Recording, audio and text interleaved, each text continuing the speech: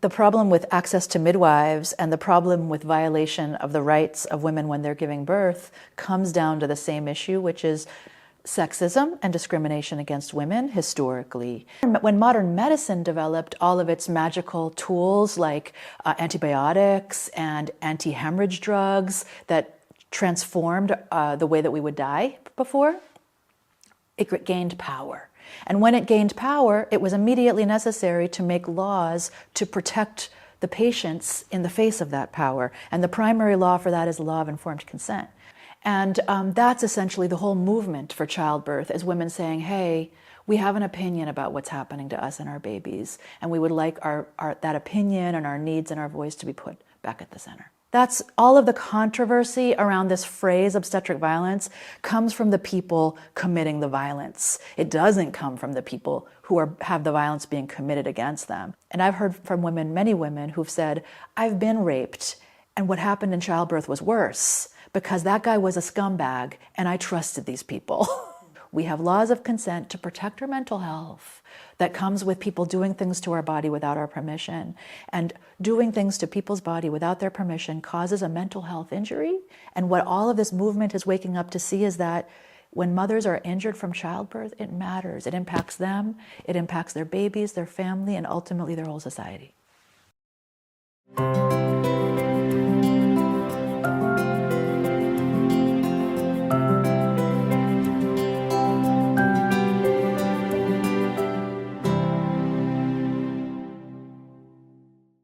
Vítám vás v dalším díle a našeho podcastu Hovory z gauče. A dnes tady se mnou na porodním gauči sedí právnička, která se zabývá tématy spojeny právě s ženským tělem, s právama při porodu a tělesnou autonomii. Je to Hermine Hayes Klein.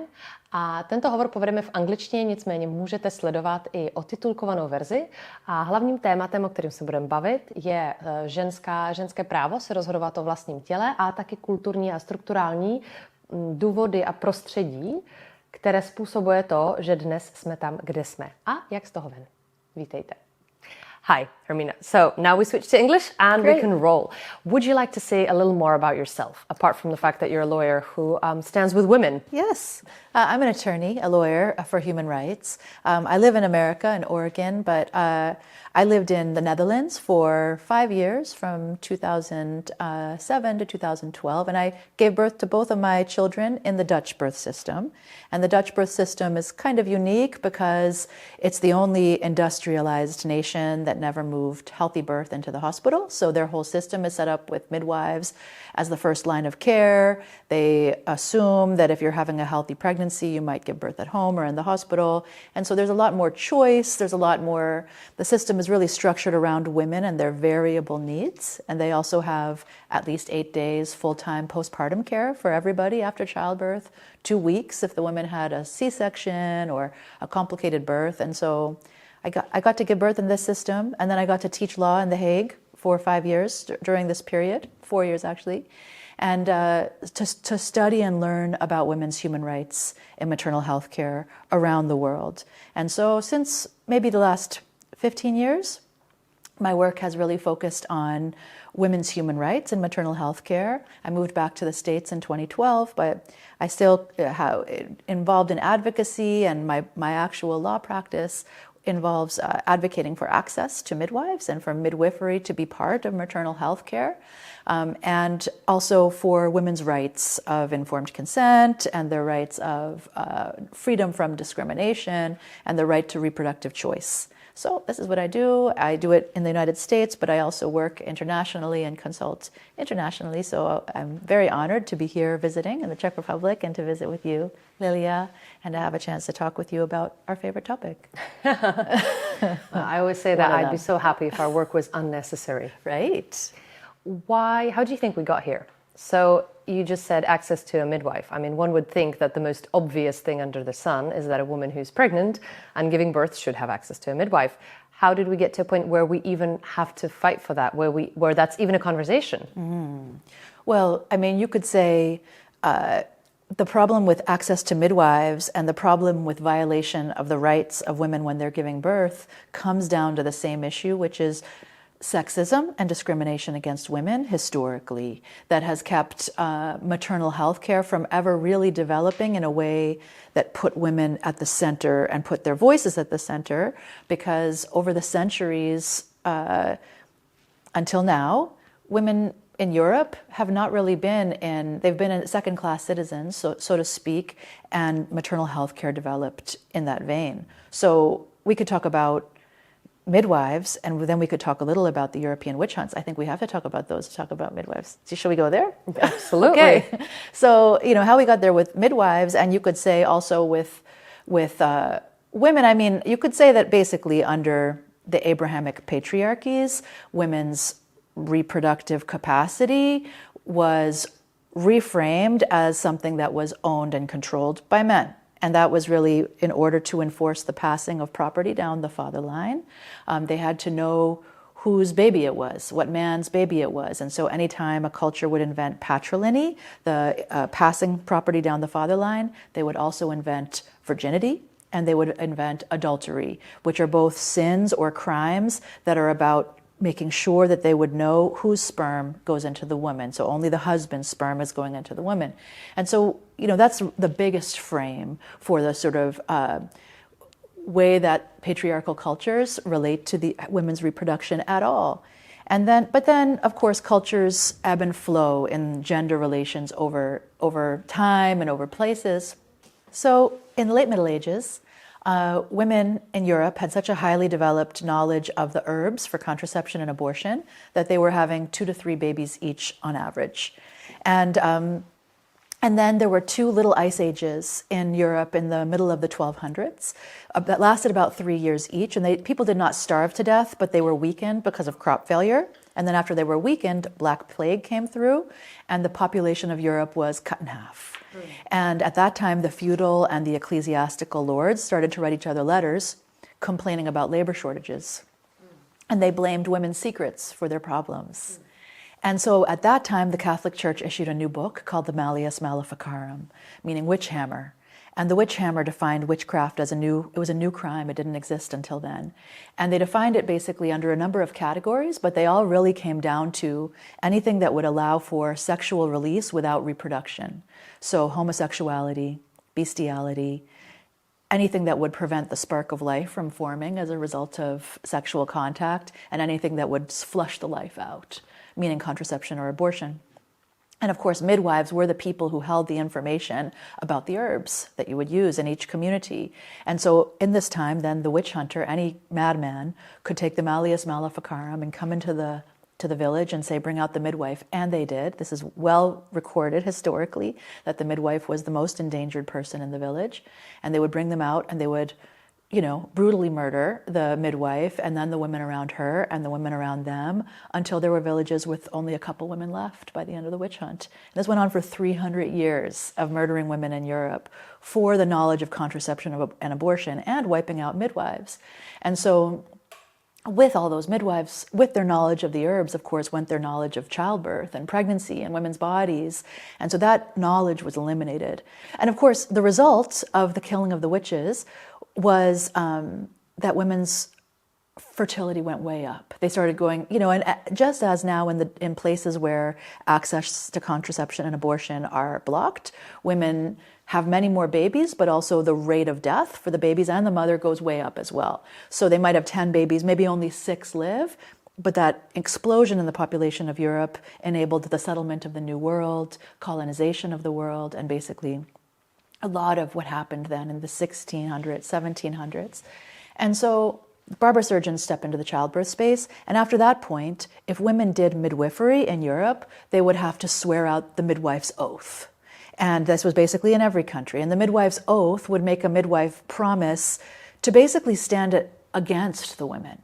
So they would promise, for example, if the father was unknown, that they would use the woman's labor pains to extract the name of the father. They would promise that if there was if it was a bastard, which is perhaps the cruelest invention of the patriarchy, to label any child vulnerable because the mother doesn't have a marital tie to the father, the midwife would report a bastard. The midwife would report any other midwife who was found to be breaking the rules. And certainly no midwife she would swear that she would not do contraception or abortion, and she would swear to report anybody else who did. So this was the invention of modern midwifery, which then had to stand in alliance to the state and in a contravention of the woman. And so, and why? Why? Sexism. What's underneath all that? And so then meanwhile, what is the assumption about the birthing patient herself, right? That continues to the modern day. As modern obstetrics developed, when modern medicine developed all of its magical tools like antibiotics and anti-hemorrhage drugs that transformed the way that we would die before, it gained power. And when it gained power, it was immediately necessary to make laws to protect the patients in the face of that power. And the primary law for that is the law of informed consent, which guarantees that every patient gets to make their own decisions. And so that was already laid in place for modern medicine, but in obstetrics, the patient is a woman. And so the law of informed consent assumes that the patient is thinking, is using their voice, is an active decision maker. And 150 years ago, that person is a man. Women don't do those things. They don't use their voice. They don't make decisions. And so the assumptions about the obstetric patient were not that she was exercising this new right of informed consent. And so this, I think, is actually where the culture of obstetrics developed on its unique path in violation of the law of informed consent. Because the law of informed consent puts the patient at the center and their needs and their voice and their wishes, which is very important in childbirth because there are so many forks in the road and so many decisions to make. But obstetrics developed with the assumption that the patient is obedient, quiet, grateful, and fundamentally feminine. And that person does what she's told. And so those assumptions have continued to the modern day because there has been no point, even though most obstetricians in most places are now female, they're raised in the culture of obstetrics, and at no point has obstetrics as a profession stopped and said, you know what, we developed everything we do with the assumption that the patient has no rights and no voice. But now that we think women are human beings, maybe we should rethink what we do. And that's essentially the whole movement for childbirth, is women saying, hey, we have an opinion about what's happening to us and our babies, and we would like that opinion and our needs and our voice to be put back at the center. So in a way, it's a radical breakthrough on the front edge of the advancement of women's rights. You said that the term obstetric violence was a term invented by women to voice the way they'd experienced their own birth, some of them. Now the debate is quite emotive around the whole topic. Obviously, there's a very strong suggestion that the word is too brutal, that it's a misnomer, that one should resort to terms like disrespectful care or substandard care instead. But nonetheless, the women invented the word for a reason. So look at all the words you just used. When you said there are strong emotions, or it has been said that, that's all passive voice. So just notice, the passive voice, we make who says they have a problem with it? Who says we should stop talking about it? As a lawyer, I always think about active voice and passive voice, because when we use passive voice, we make the actor invisible. So for example, with the birthing patient, I was told I needed a C-section. Who told me that? So in this, when we say there's emotion about it, who's having emotion? Oh, the doctors are. There's people saying we shouldn't use it anymore. Who's saying that? Oh, the doctors are. That's all of the controversy around this phrase, obstetric violence, comes from the people committing the violence. It doesn't come from the people who have the violence being committed against them. Those are the people that actually invented this phrase. When I started doing this work, at some point, 15 years ago, the only phrases used, it was just brand new to even talk about the mistreatment of women. Because until then, there had been a couple, like we talked about yesterday, in the early 1990s, the United Nations developed the Millennium Development Goals, and for the first time recognized, mortality is preventable in childbirth. And there are some places that just let women die because they're like, it's childbirth, you die. And they're like, you know what, that's a failure to invest in women's lives as mattering, and that's a human rights violation. And so they said countries should prevent preventable death in childbirth. But they didn't talk about any of the other human rights that women carry into childbirth. And so it was really only in the 2010s that this started to become a conversation I mean, I think, of course, women have been talking about it for decades, but it became, in World Health Organization, United Nations, they started to talk about disrespect and abuse and the mistreatment of women. And these were the first phrases used to talk about this. And then, around that time, women in Latin America started to talk about what they're experiencing in childbirth. And in many of these countries, C-section pandemic had exploded to the point that in many hospitals they have 80 to 100% C-section rate. And so women going through these systems of care would come together and talk about their experiences, and they together invented the phrase violencia obstetrica to talk about not only individual encounters, but the systemic, really about the mistreatment of women as an expression of gender-based discrimination. And they named that phenomenon obstetric violence because they were saying it's not just informed consent violations, it's violence against women. It's violence against women, as women. That's what they're saying. And so at first it was this radical phrase only used by women's groups. Then it got more and more adopted. So now there are United Nations statements about it, and it's in law review articles, and there's a wonderful opinion from the Supreme Court of Puerto Rico written by its amazing Chief Justice, Maite Hornos Rodriguez, all about obstetric violence. And so lawyers write about it, women's groups write about it. But then meanwhile, obstetricians are getting offended by this phrase and publishing articles, not about, oh my goodness, women are reporting abuse. That's not what those articles are about, unfortunately. The articles are only about how this phrase is offensive. This phrase is offending us. Let's stop using it.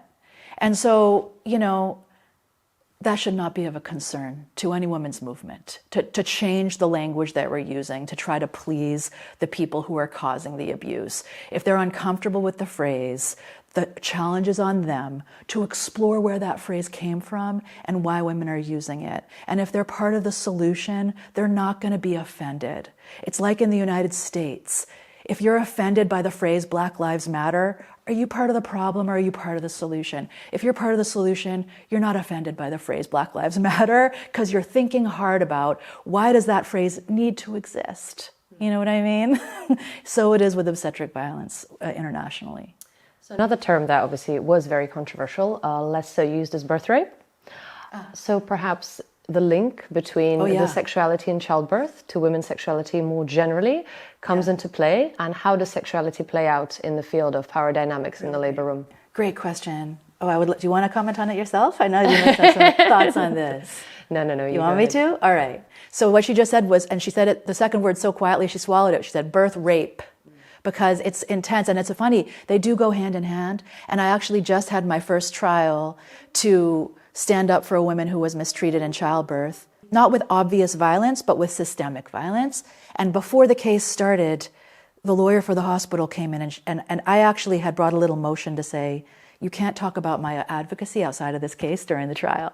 Because I thought maybe they'll play some kind of podcast or something where I talk about the abuse of women. And sure enough, when the judge got to my motion, they bust out a transcript and they said, Your Honor, we have a podcast transcript here by Ms. Hayes Klein. And they said, and she uses phrases like, and the lawyer spit the words, obstetric violence, like it was the most vile thing ever, and birth, rape. She said them right next to each other, and the judge was shocked. It was a young man, and he was shocked. And I tried to say, Your Honor, it's a term of art invented by international women's groups. He said that phrase will not be used. And that was fine with me because I knew it would be triggering, you know what I mean, even for the jurors, and would need to be explained.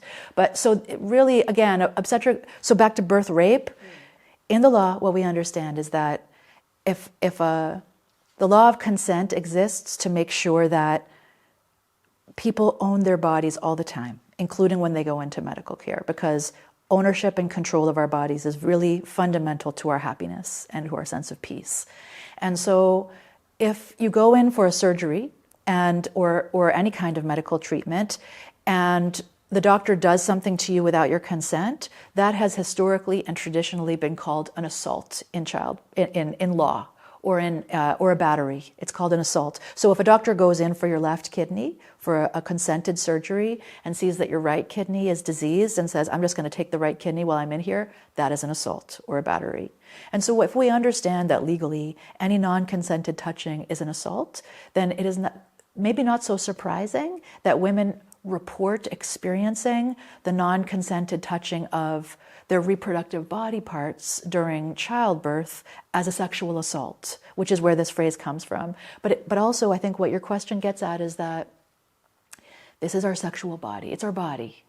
It's the same body that we have outside the hospital as the day we give birth. You know, that we call the vagina the birth canal.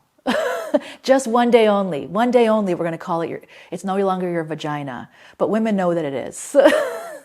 And so it's carrying all of the same experiences that vagina has had until that day. And that's why past trauma is going to be so relevant to a woman's care, and her needs and experiences around her genitals are going to be very important to what happens in there. So in a way, what we could say is when we hear the phrase birth rape, and I've heard from women, many women who've said, I've been raped, and what happened in childbirth was worse because that guy was a scumbag and I trusted these people, you know?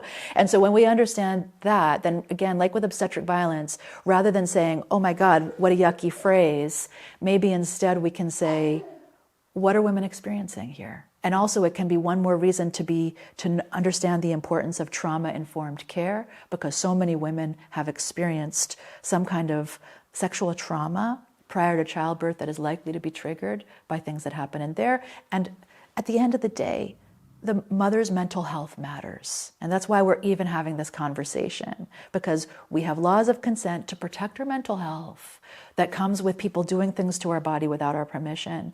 And doing things to people's body without their permission causes a mental health injury. And what all of this movement is waking up to see is that when mothers are injured from childbirth, it matters. It impacts them, it impacts their babies, their family, and ultimately their whole society.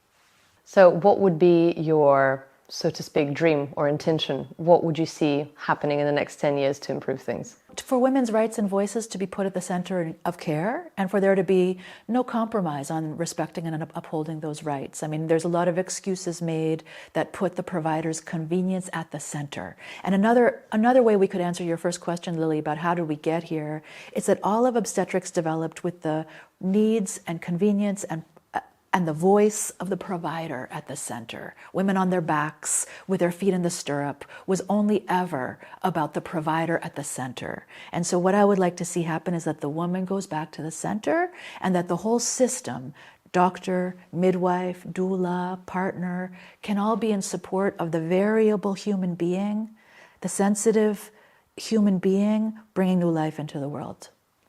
Thank you. Yeah. And cheers to that. Cheers and thank to you that, for all Mama. your good work. Thank you for yours. Děkuji, že jste s náma a děkuji, že jste poslouchali další Hovory z gauče.